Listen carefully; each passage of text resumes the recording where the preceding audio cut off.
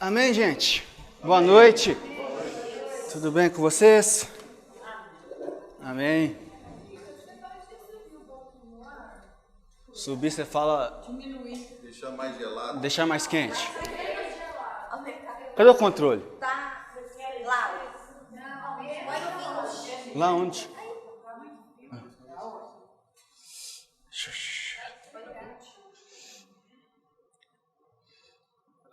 Ou pode ligar, se você quer que desliga? Como que... Tá bom assim? Pronto. Puxar aqui para não incomodar. Amém, gente? Vamos começar nosso estudo, mais uma quarta-feira. Vamos começar. Alguém pode orar por nós, para a gente começar? Alguém faça oração? Um de cada vez. Amém. Obrigada, Espírito Santo de Deus, mais uma vez aqui na tua presença. Mais esse dia que o Senhor separou para que estivéssemos aqui, para ouvir mais da tua palavra, para aprendermos mais um pouquinho daquilo que o Senhor tem a nos dizer, Pai. Te peço, Senhor, que abra os nossos ouvidos, o nosso coração, os discernimento da tua palavra nessa noite. Pedimos ao Senhor, Pai, que seja com cada vida aqui presente, aqueles que ainda estão por vir. Pedimos ao Senhor também, Espírito Santo de Deus, que tome a vida do Vitor nas suas mãos. Que o Senhor venha usar ele conforme a tua vontade, conforme o teu querer, com ousadia, com intrepidez. Que o Senhor venha guardar a casa dele, a família dele, Espírito Santo de Deus, e livrando ele, Deus, de toda a retaliação do inferno, em nome de Jesus. Capacita, Deus, o teu filho, e seja com ele em cada passo que ele der, em nome de Jesus. Amém. Amém. Amém. 1 Coríntios capítulo 7. Iremos iniciar o capítulo 7 de 1 Coríntios. Estamos quase chegando à metade. 1 Coríntios é 16 capítulos, então já estamos no 7, estamos chegando à metade já. Passou rápido, né? Nem parece que a gente começou quando? Final do ano passado? Foi mais ou menos no final do ano passado, já estamos chegando à metade já. 1 Coríntios capítulo 7, a gente vai ver do 1 ao 9. Antes da gente ler, só relembrar semana passada. Semana passada a gente estudou um pouco sobre a imoralidade sexual. Imoralidade sexual é um pecado que, diferente dos outros, você não comete fora do seu corpo, mas é contra o seu próprio corpo. Ou seja, você peca contra si mesmo, contra o seu próprio corpo. E Paulo explica o porquê disso.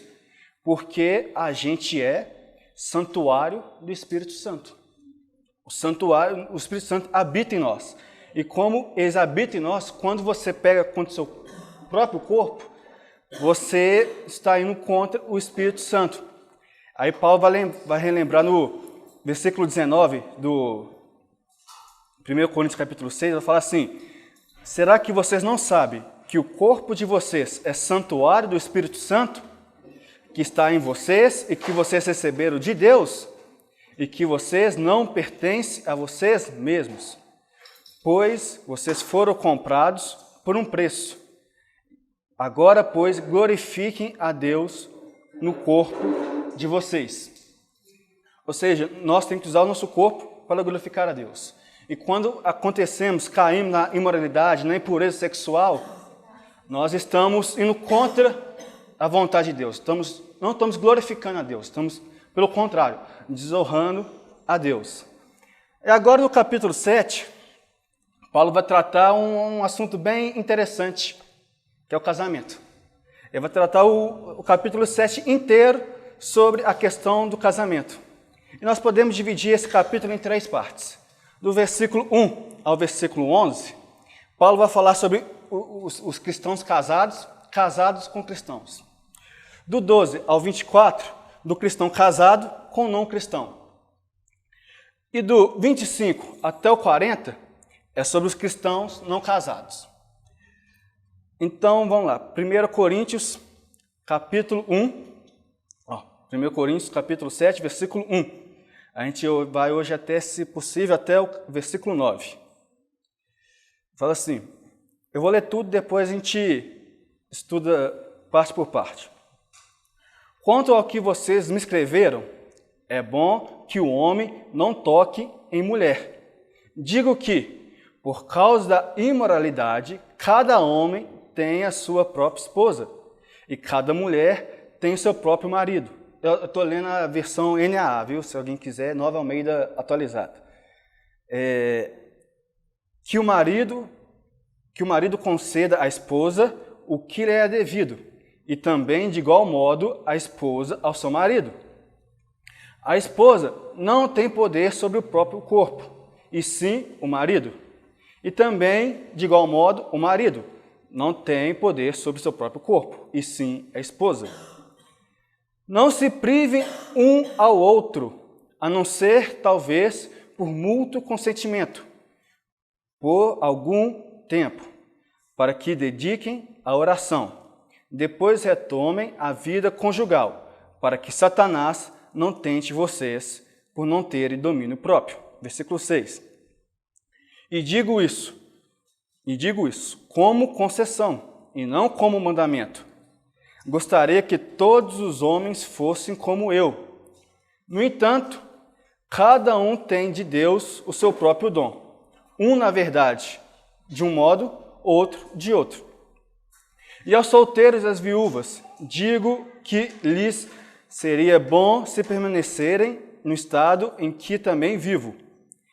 Mas, se não conseguirem se dominar, que se casem, porque é melhor casar do que arder em desejos. Amém? Então, essa primeira parte, Paulo vai tratar sobre o casamento. No versículo 1, ele começa falando assim: quanto o que vocês me escreveram, é bom que o homem não toque na mulher. Quando a gente começou o estudo de 1 Coríntios, a gente vai lembrar que foi falado que essa carta de 1 Coríntios, na verdade, são mais cartas que Paulo trocou com essa igreja. Se não me engano, essa carta, 1 Coríntios, na verdade, é a segunda carta que Paulo escreveu a Coríntios. Então, Paulo tinha contato com essa igreja. Então, Paulo escrevia, trocava mensagens, trocava informações sobre essa igreja. Então, muito provavelmente, ele tinha recebido uma carta sobre algumas perguntas. Então, em 1 Coríntios serve justamente, em várias passagens, responder essas perguntas que o povo fez. A gente encontra isso em 1 Coríntios capítulo 7, que vai falar sobre o casamento, 1 Coríntios capítulo 8, que vai falar sobre as coisas sacrificadas a ídolos, e a 1 Coríntios capítulo 12, que fala sobre os dons espirituais, e várias outras passagens que Paulo vai tratar, vai responder as perguntas que o povo fez. Então, Paulo começa, a gente perdeu essa carta que o povo fez para Paulo, mas analisando o texto, a gente consegue elaborar mais ou menos qual foi o sentido da carta. E Paulo começa assim: quanto ao que vocês me escreveram, é bom que o homem não toque na mulher. Paulo, quando escreve isso, a gente tem que entender um pouco sobre o contexto da época. O que os corintianos que falam?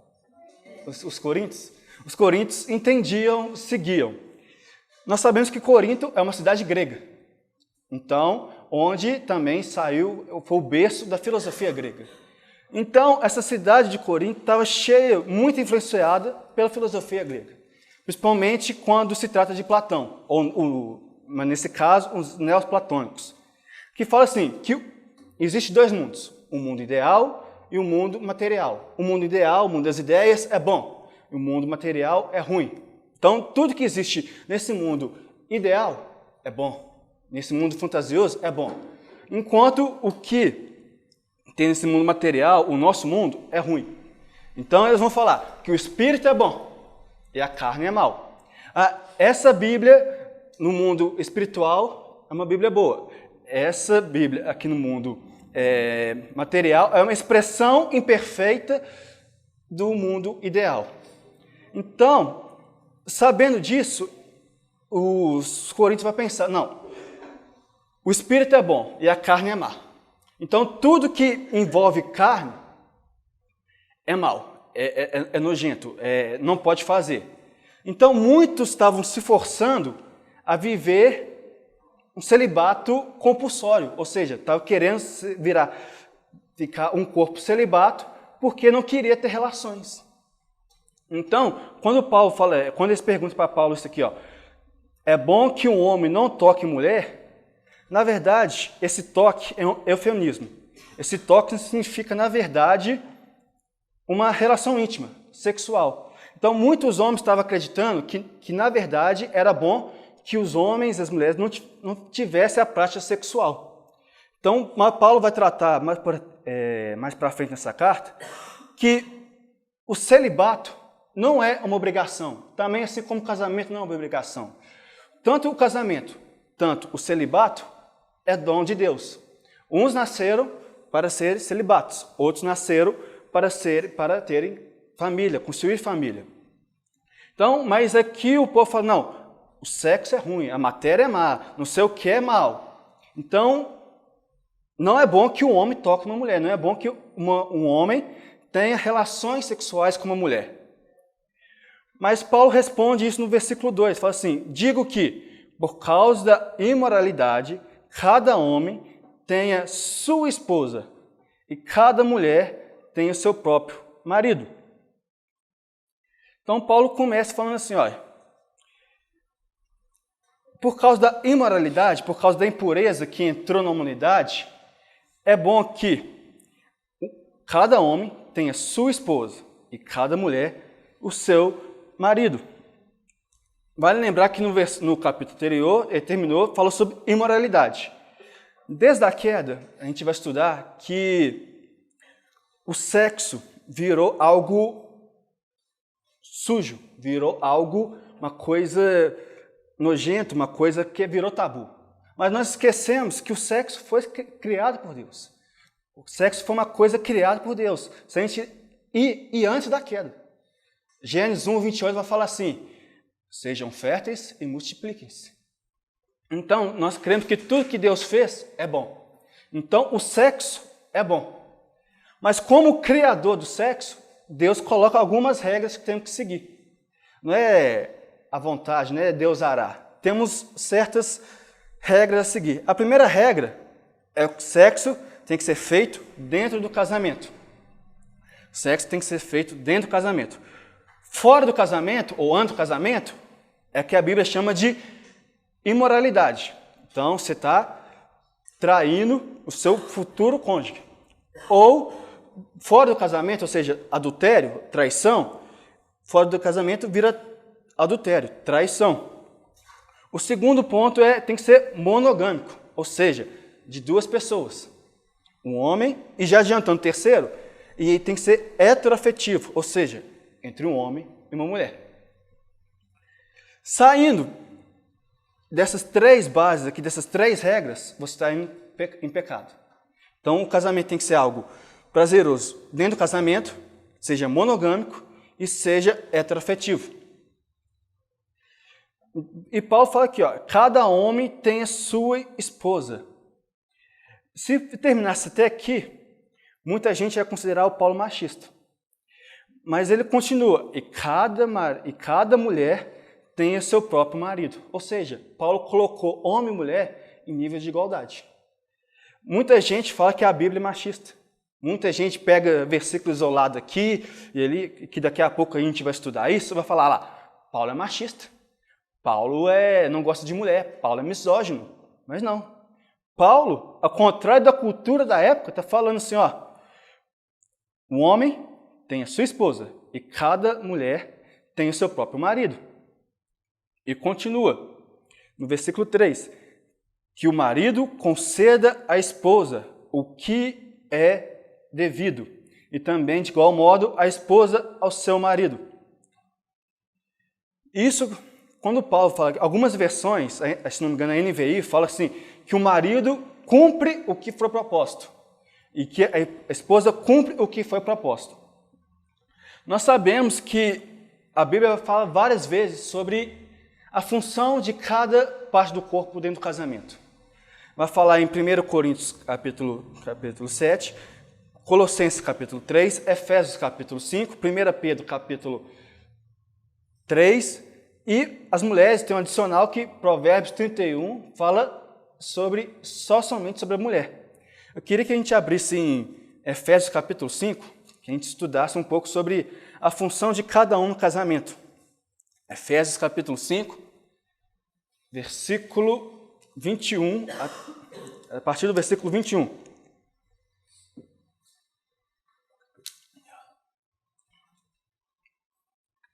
Efésios 5, 21. Ah, meu Deus.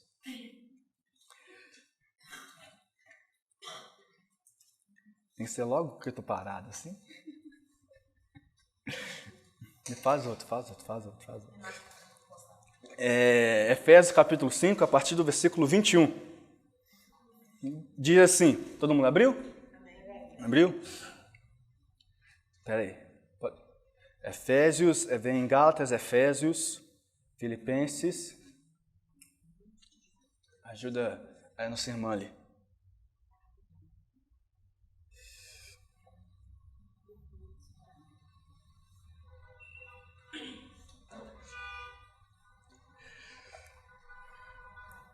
Efésios 5, 21, a partir do versículo 21, fala assim: sujeitem-se uns aos outros no temor de Cristo. Esposas.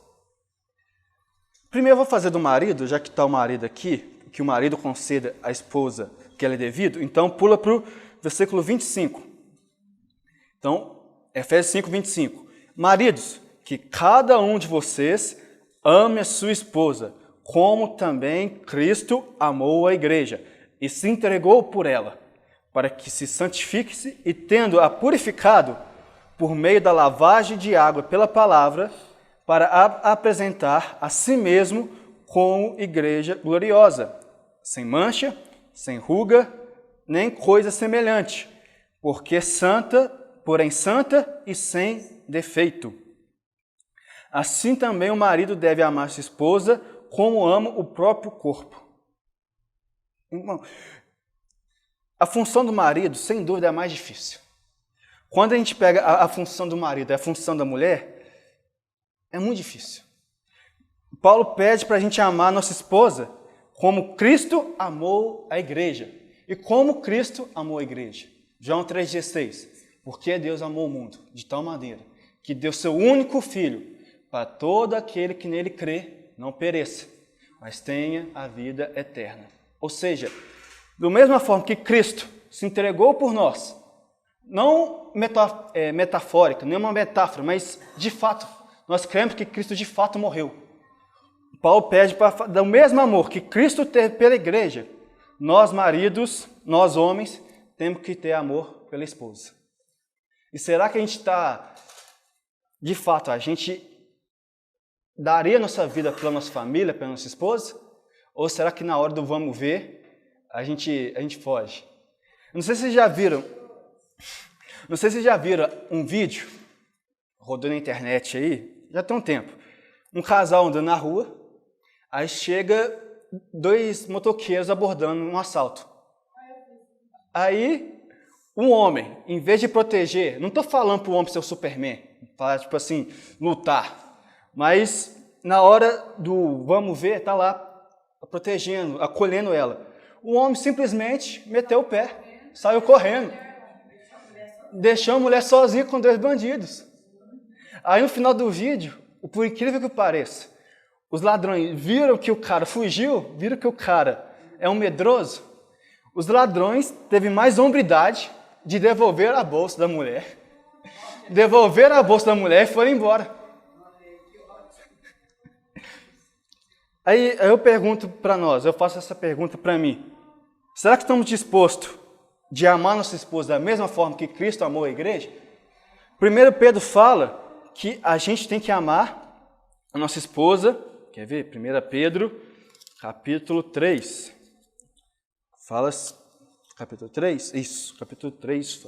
Nossa, 1 Pedro, capítulo 3. Fala assim: maridos, igualmente vocês, vivam a vida comum no lar com discernimento, dando honra à esposa, por ser a parte mais frágil e por ser co-herdeira da mesma graça na vida. Então, o papel do homem é zelar, é cuidar, é proteger a esposa. E será que a gente está protegendo nossas esposas? Eu não, que eu não tenho. Mas será que quando eu tiver, será que eu estarei disposto a passar por isso? Agora as mulheres. Assim também, de igual modo, as esposas ao seu marido. Agora vai para o 22. Esposas, Efésios 5, 22. Esposas, que cada uma de vocês que se sujeitem ao seu próprio marido, como o Senhor, porque o marido é cabeça da esposa, como também Cristo é o cabeça da igreja, sendo ele próprio o salvador do corpo. Como porém a igreja está sujeita a Cristo, assim também a esposa se sujeite em tudo ao seu próprio marido. Quando as feministas lêem esse texto, a esposa tem que ser submissa ao marido, já começa a escandalizar. Ah, a Bíblia é machista. Mas vai entender que quando Paulo fala para ser sujeito, submissa, não significa ser capacho, não significa ser empregada, não significa ser, sim senhor, eu faço tudo, meu amo, eu faço tudo o que você quiser. Mas Paulo vai falar que seja auxiliadora, vai ser co-herdeira, igual o 1 Pedro fala, co-herdeira da salvação.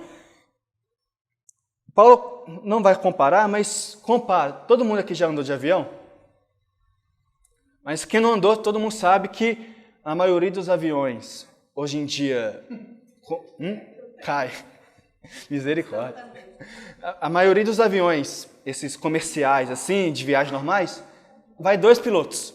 O piloto e o copiloto. Enquanto o piloto está preocupado com o avião, o avião está voando, o avião estou levando o trajeto certo. O copiloto está preocupado com as funções extras. Ah, tem gasolina? Ah, está na atitude certa? Ah, não sei o quê. O casamento é a mesma coisa. Enquanto o homem tem a preocupação de levar a família, levar a esposa até Cristo, o copiloto... Cumprimentou até o Rodrigo aqui agora. O copiloto serve para auxiliar o piloto. Ou seja, a mulher serve para auxiliar o marido. Mas em tudo, não. A Bíblia fala que como se sujeitem ao próprio marido, como ao Senhor. Essa palavra, sujeitem-se, é o potássio. É a mesma palavra que Paulo vai usar em Romanos, capítulo 13 ou 12, que vai falar sobre respeito a autoridades. 13, que Paulo vai falar assim: sejam submissos, sujeitos às autoridades superiores. É a mesma palavra que Paulo usa aqui também. Isso significa o quê? E os dois pontos em comum é o seguinte: sejam auxiliadores, respeitem a autoridade, respeitem o marido, desde que tudo que o marido fizer não seja diferente do que Cristo, seja diferente o que a Bíblia diz. Se o marido quer fazer uma coisa com a esposa que a Bíblia condena, a esposa tem a obrigação de falar: não, isso não é bíblico. Se o marido quer fazer uma loucura sexual ou qualquer coisa que vai além da Escritura, a mulher tem o dever, não só a permissão, mas o dever de falar: não, isso vai contra a Escritura. Então, Paulo aqui começa a falar que homem e mulher têm a mesma importância. O homem não é superior à mulher, nem a mulher é superior ao homem. Só temos a mesma importância, mas funções diferentes. Tem uma frase, estudando aqui, que eu achei super interessante. É do Matthew Henry, é um teólogo do século XVIII. Fala assim: a mulher foi feita de uma costela tirada do lado de Adão. Não foi feita de sua cabeça para dominá-lo, nem de seus pés, para que seja pisada por ele, mas de seu lado, para ser igual a ele, para ser protegida pelo seu braço e perto do seu coração, para ser amada. Interessante que quando eu falei isso, é verdade. Deus tirou da costela para ser igual. Não foi da cabeça para ser um superior ao outro, nem um para ser inferior ao outro, mas iguais, mas com funções diferentes. Isso que o povo não entende. Hoje em dia, a gente fala submissa, as mulheres, as feministas falam, meu corpo, minhas regras. Eu não preciso ser submisso ao meu marido. Não sendo submisso ao marido, você está indo contra as Escrituras. Agora, versículo 4. Agora voltando para 1 Coríntios. A esposa não tem poder sobre o seu próprio corpo, e sim ao marido. Se terminasse até aqui, as feministas de novo iam pirar. Meu corpo, minhas regras. Eu mando meu corpo, eu faço o que quiser com o meu corpo. Mas a partir do momento que você entra em uma relação de marido e mulher, a esposa não tem poder sobre o seu próprio corpo. De igual modo, o marido também não tem poder do seu próprio corpo. Um dos maiores problemas dos casamentos atuais é que as pessoas entram pensando, como o outro vai me fazer feliz? Como o outro vai me satisfazer? Mas, na verdade, casamento é sacrifício. Casamento é você sacrificar pela outra pessoa. Justamente. A ideia do casamento é você entrar no casamento com a seguinte pergunta: como eu, marido, posso satisfazer a minha esposa? Como eu, esposa, posso deixar meu marido feliz? Mas hoje em dia é o contrário. Hoje em dia prega que você tem que ser feliz. Você tem que fazer você mesmo feliz. Mas a Escritura fala que a esposa não tem o poder sobre o seu próprio corpo e sim o marido, ou seja, a partir se transforma uma só carne. O corpo da esposa é do marido. De igual modo, o corpo do marido não é dele, mas e sim da esposa.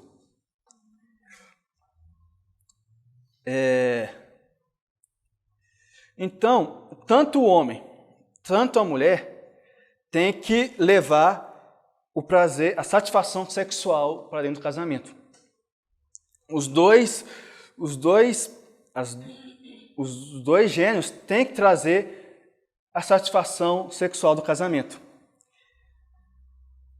Eu falei, voltando um pouco no início, eu falei que o casamento tem que ser, o sexo tem que ser dentro do casamento, monogâmico e heteroafetivo.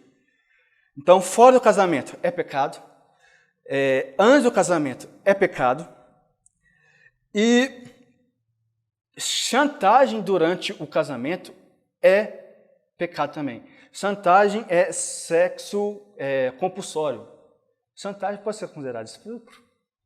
Pode. Você forçar a outra pessoa a ter relações chega a ser estupro. E muitos hoje em dia faz chantagem sexual para se satisfazer. Mas Paulo vai falar assim, a esposa não tem poder sobre o seu próprio corpo, nem o marido no seu próprio corpo, mas sim um do outro. Mas agora, no versículo 5, fala o seguinte, não se privem um ao outro, a não ser que sejam em mútuo consentimento por algum tempo para dedicarem à oração. A maioria dos casamentos a maioria das piadas dos casamentos, que a partir do momento que você entra no casamento, parece que o sexo acaba. Você entra no casamento, parece que o sexo acabou. Tô cansado. Tô com preguiça. Não sei o quê. A maioria dos casamentos é isso. Mas Paulo fala assim, não se privem um do outro. Ou seja, não deixe de ter relações sexuais dentro do casamento.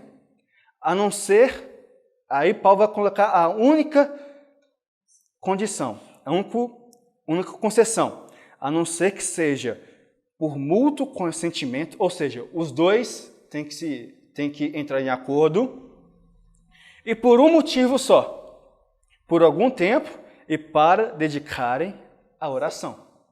Somente para buscar a oração, ou seja, somente no âmbito espiritual.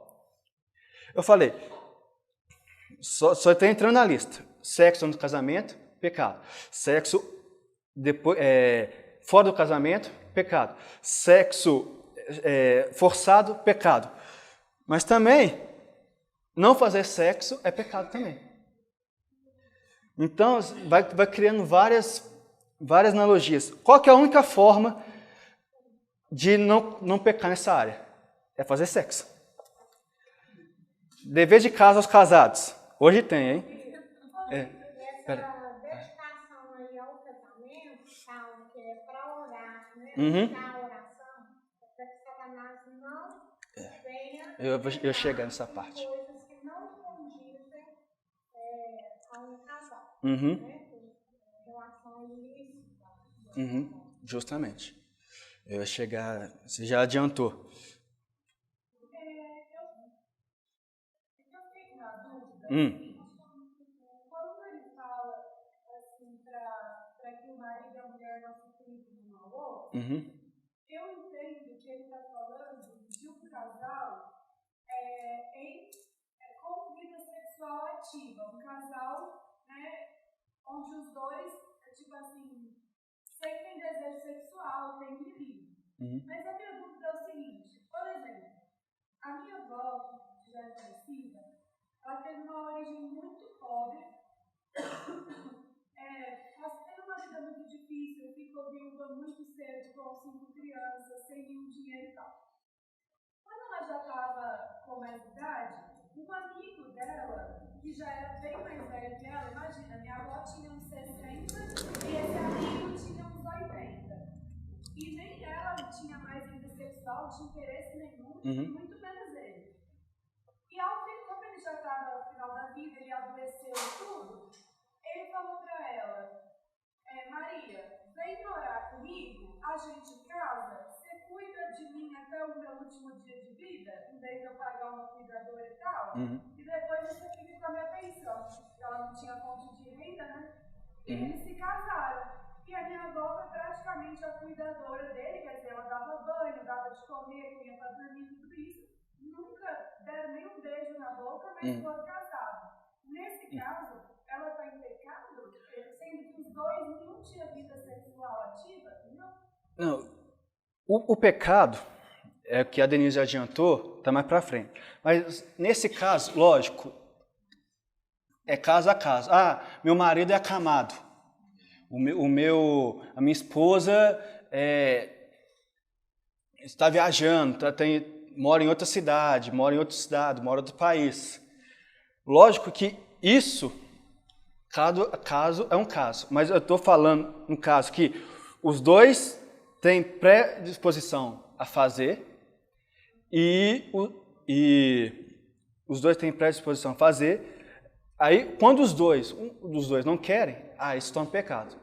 Mas, igual você falou, a sua avó tinha uma idade avançada, o outro também, e chega, biologicamente, que chega um certo ponto que a libido cai, o hormônio feminino, como que é? O hormônio feminino, testosterona, o do masculino também, diminui, gerando a falta de libido. Então, nesse caso, é quando os dois têm idade sexual ativa, têm apetite sexual. Provérbios, capítulo 5.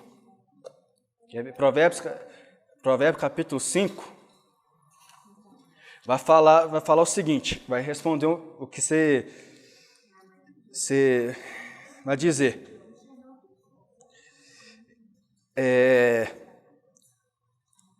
Provérbios, capítulo 5, versículo 18. Fala assim, seja bendito o seu manancial, e alegre-se com a sua mulher na sua mocidade, corça amorosa e gazela graciosa. Que os seios dela saciem você em todo o tempo. Embriaguem-se sempre com suas carícias. Ou seja, igual você falou, quando há um consentimento mútuo e não tem mais essa predisposição, aí já não é pecado. Mas o que o Paulo está tratando aqui é quando os dois têm capacidade, mas ficam um amarrando o outro. Justamente, é o que vamos a parte B do versículo. Não prive um do outro, a não ser que seja por oração, depois retomem a vida conjugal, para que Satanás não tente vocês por não terem domínio próprio. A Bíblia vai falar que Satanás é como o diabo, é como um leão que ruge, que está no se espreita, aproveitando, chegando uma brecha, ataca. Então, a Bíblia fala, olha, vocês podem fazer isso, vocês podem abrir mão por oração, mas que seja por algum tempo. Ele explica por quê. Para que Satanás retorne à vida conjugal, para que Satanás não tente vocês por não terem domínio próprio. Então, a Bíblia fala que vocês podem fazer, vocês podem abrir mão, mas por um certo tempo. Não é para o resto da vida. Não é para ficar vamos parar, que só vamos viver só na oração. Vamos até o próprio tempo. E olhando os números do divórcio hoje em dia, olhando essas questões dos casamentos hoje em dia, a maioria dos divórcios é relacionado à falta de sexo. Você perguntar para a maioria dos recém-divorciados ou divorciados, é a questão da falta de sexo. Ou também, que para mim é pior que a falta de sexo, chama uma coisa chamada assim, pornografia. Pornografia é, para mim, pior que, no meu caso, na minha opinião, é pior que a traição. Por quê? Você está satisfazendo o seu próprio corpo. Você está satisfazendo a si mesmo. E estudando um pouco sobre a pornografia, vale lembrar que a pornografia atinge tanto homens, tanto mulheres. Se não me engano, acho que 1/3 quem consome pornografia é mulheres. Então, você acha que pornografia é só uma coisa masculina? Não. Hoje em dia, muitas mulheres consomem pornografia. E a pornografia, o Bernardo pode me ajudar aqui, que entende sobre essa área, a pornografia é o vício, o que ela traz na nossa cabeça é a mesma coisa que um crack, é a mesma coisa que uma heroína. Traz os mesmos sentimentos, os mesmos efeitos que uma droga mais pesada. A pornografia ela trabalha no nosso cérebro numa área que chama accumbens. Essa é uma área de compensação. Significa que aquele que faz o uso, por exemplo, de algumas drogas, entre elas cocaína, crack, é comparado hoje com as provas clínicas atuais com a mesma recompensa nessa área. Significa que aquele que faz o uso da pornografia e se masturba, o fato do gozo, daquele êxtase, nesse processo, ele é exatamente o mesmo processo no giro dentro dessa área na nossa cabeça apenas. Por isso que é tão difícil, às vezes, também tratar da pornografia no mesmo nível que as drogas. Justamente. E a pornografia é igual a droga, literalmente igual uma droga. Você começa com a maconha, aí a maconha não te satisfaz mais, você vai para a cocaína, para o crack e vai só subindo. A pornografia, no caso da pornografia é o seguinte, você assiste um vídeo normal, homem e mulher, mas você assiste, aqui não se satisfaz mais, você procura outros tipos, mulher com mulher, no caso um homem com homem, no caso da mulher, ou procura o famoso trisal, aí só vai subindo, só vai escalonando. até que chega um ponto que pode virar crime, que é procura pedofilia, procura zoofilia, só vai subindo o patamar. Então, Paulo está falando aqui que pode se privar um ao outro durante um tempo para orar, mas depois retomem para que Satanás não tente vocês por não terem domínio próprio. No versículo 6, digo isso como concessão e não como mandamento. Ou seja, não é uma doutrina. É uma coisa se você quiser. Se o casal nunca quiser fazer isso, amém. Não está em pecado, não está fazendo, não tá errado. É uma concessão, não uma regra, não uma doutrina. Paulo está falando assim, faça se você quiser. Você está falando isso De se privar para oração. Isso. É uma concessão, não uma regra a ser seguida. Não, de se privar durante o matrimônio, um determinado tempo, o sexo. Ele fala assim, ó, não se prive um ao outro, a não ser talvez por mútuo consentimento, por algum tempo, para que se dediquem à oração. Depois se retornem à vida conjugal, para que Satanás não tente vocês, por não ter domínio próprio. E digo isso, ou seja, o versículo 6, o versículo 5, no versículo 6 ele fala, eu digo isso como concessão e não como mandamento. Entendeu? Faz algum, se você quiser, se você e sua esposa quiser. Se não quiserem, se quiser a vida inteira não fazer isso, não tem problema. Não está entrando em pecado. Versículo 7. Gostaria que todos os homens fossem como eu. No entanto, cada um tem de Deus o seu próprio dom. Um, na verdade, de um modo e outro de outro. Paulo aqui não está falando necessariamente para que todos os homens sejam solteiros, ou para todas as mulheres sejam solteiras. Porque esse, no caso, seria o contrário do que a Bíblia diz. A Bíblia diz que Gênesis capítulo 1, versículo 28, fala que sejam férteis e multipliquem, e Gênesis capítulo 2, versículo 24, fala que o homem deixará pai e mãe, unirá com sua mulher, e os dois se tornarão uma só carne. Mas Paulo aqui, na verdade, está falando sobre para aquelas pessoas que têm o dom celibatário. Você lembra que no início eu falei que as pessoas estavam entrando, não querendo ter, estavam querendo ficar celibatário por compulsão, por obrigação? Mas Paulo está falando assim, ó, gostaria que todos os homens fossem como eu. No entanto, cada um tem de Deus o seu próprio dom. Um, na verdade, de um modo e o outro de outro. Paulo aqui está falando que tem o dom de celibato. Ele tem o dom, ele não precisa de ter outra pessoa, ele fala aqui que não precisa de ter outra pessoa para satisfazer. Ele vive feliz, plenamente possível, pela obra. E tem muita gente que vive somente pela obra, não precisa ser casado. A maior mentira da humanidade é que você precisa ser casado para ser feliz. Se você não tem esse dom de celibato, case e seja feliz. Mas se você tem esse dom de celibato, você não é obrigado a casar. Jesus fala sobre esse celibato em Mateus capítulo 19. Mateus capítulo 19, ele vai falar o seguinte. Mateus capítulo 19, versículo 11. Ele fala assim, só colocar o contexto. Jesus estava sendo questionado pelos fariseus sobre a questão de divórcio.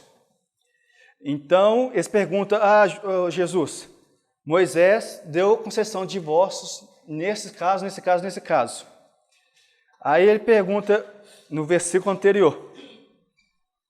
O discípulo perguntou, lê a partir do versículo 11. Foi por causa da dureza do coração de vocês que Moisés permitiu que você se separasse de sua mulher. Mas não foi assim desde o princípio. Eu, porém, vos digo, quem repudiar sua mulher, não sendo por causa de relações sexuais ilícitas, e casar com outra, comete adultério. E os discípulos responderam a Jesus, se essa situação do homem em relação a sua mulher não convém se casar? Respondeu Jesus, nem todos são aptos para casar esse ensinamento, mas apenas aqueles a quem é dado. Porque há eunucos de nascença, há outros que a fazem os homens, há outros a quem os homens fazem tais, há outros que se fizeram eunucos por causa do reino dos céus. Quem é apto para aceitar isso, que aceite. Ou seja, tanto Jesus quanto Paulo está falando assim, tem uns que nasceram por celibato, tem uns que nasceram eunuco. Eunuco naquela época era aquela pessoa que não era casada e vivia em prol de alguma coisa. Vivia em prol do rei, do seu senhor. O eunuco, ele era castrado, não é? Também. Mas hoje em dia, tem gente que vive de celibato e vive feliz sem celibato. Vive feliz, não precisou casar. A gente conhece várias pessoas, até aqui da igreja, que nunca se casaram, mas são felizes em Cristo. Mas Paulo fala assim, gostaria que todos os homens fossem como eu. No entanto, cada um tem um dom, tem o seu próprio dom. Um na verdade, o outro de outro.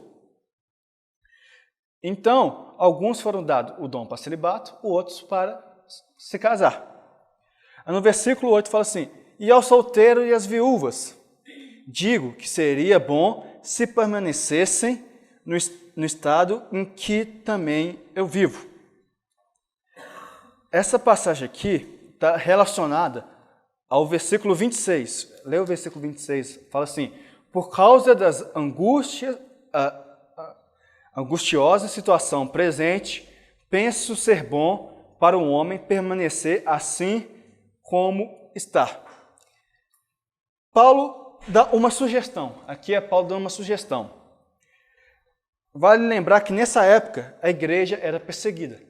A igreja sofreu perseguição, tanto de judeus, tanto de romanos, tanto dos gregos. O que tinha povo para perseguir o judeu, o povo perseguia. Os cristãos perseguia.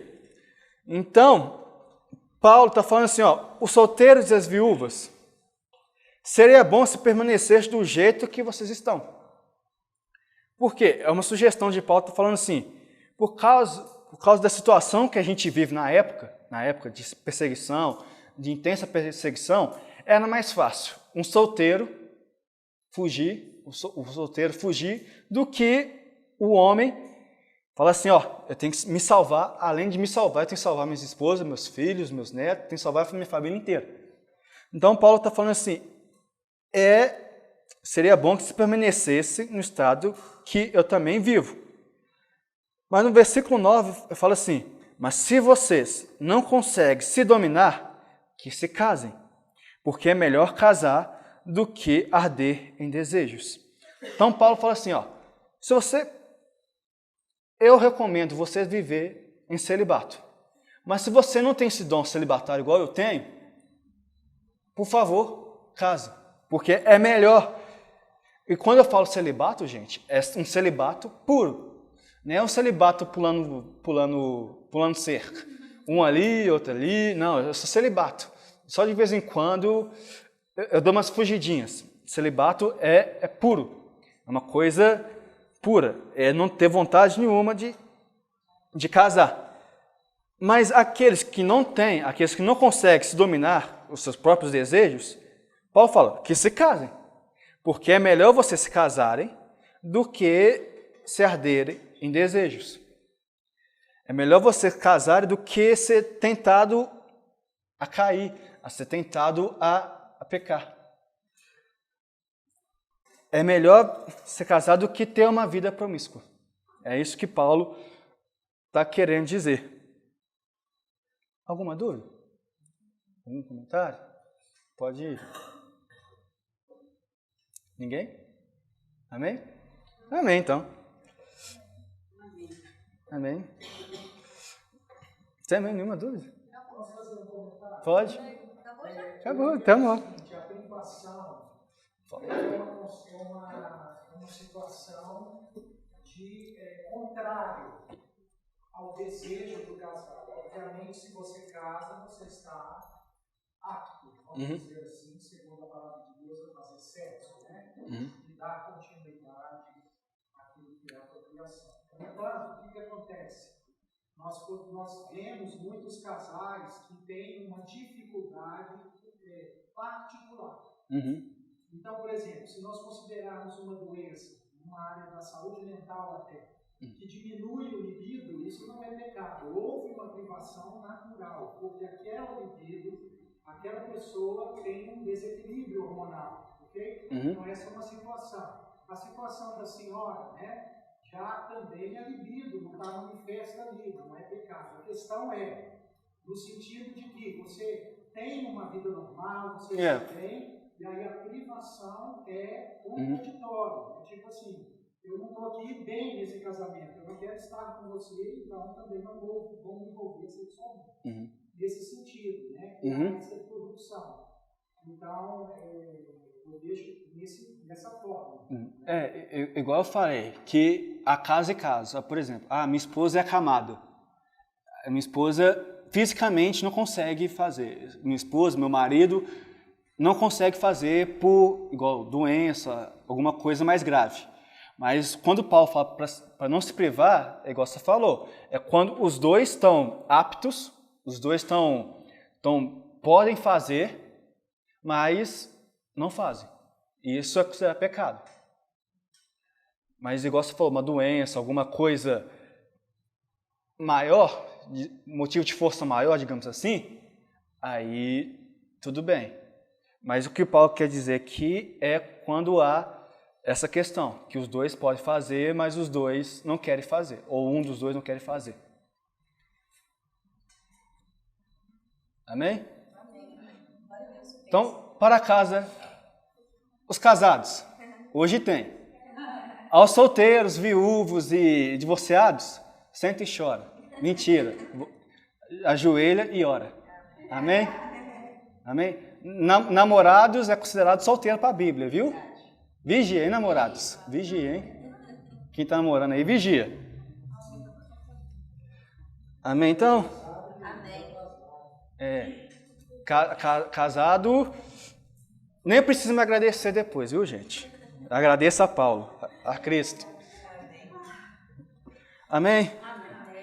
Vamos orar? Alguém gostaria de fazer essa oração?